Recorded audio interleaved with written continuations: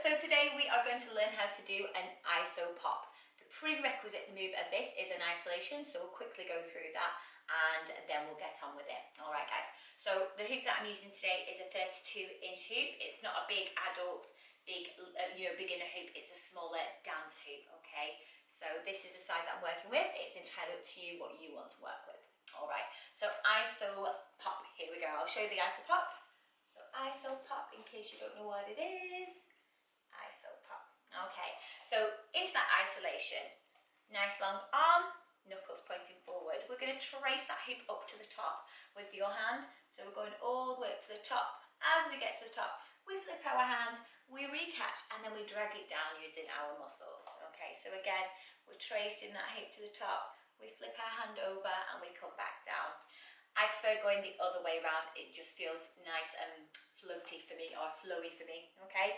So leading with my pinky this time, coming up till I can't go any further. Then I'm going to trace that hoop. I'm going to recatch it over here somewhere and back down, okay? So if it was on a clock, I'd be catching it at 11 o'clock there. Okay, so that's leading with your pinky. So that's your isolation. Okay, going straight into the iso pop now. I'm going to change my stance, so I'm going to turn to the side. Hoop is at my side. This is the way that I feel comfortable doing this move. Nice long arm. We're trying to imagine that we are sliding the hoop across laterally, okay? Imagine it's in between two lines or it's on a table, however you want to think about it, okay? But we just want it to look like it's isolating across, okay? So nice long arm. I'm going to push that hoop forwards till I can't push it anymore. I'm going to recatch at about 12 o'clock if it was on a clock. Now, when you catch it, sometimes it wants to go a bit higher, but you want to try and stop it from going too high, and you want to stop it from going too low, okay? And then we're going to drag it back. So let me do that again for you. We push. I've got a little work surface there, so it's quite hard to push too far. I'm going to recatch and grab it and try and stop it from going too high, and then dragging it back down. Now, it's easy to do it a little bit faster, but the more you practice, the easier it becomes.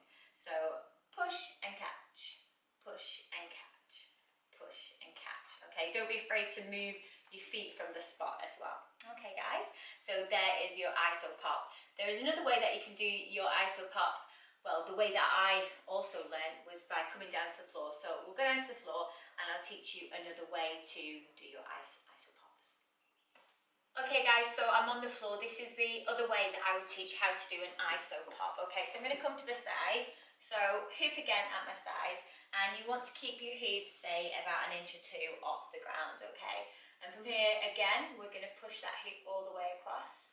Then we're going to try and grab it without it touching the floor, or staying the same distance away from the floor, and then we drag it back down, okay? So we're going to push forwards, extending the arm, we catch, and then we drop. The temptation, or not the temptation, the kind of point where it will kind of go off, is when you push it and you catch it and you let it swing too high. So the distance here is far too great, okay? So you want to keep that distance the same. Like I said, it's not always perfect, but we try. There we go, we've caught it, and then we're gonna bring it back in, okay? So there are 2 ways of kind of practicing your iso pops. I hope you found that helpful and that you can finally get this move down. See you later.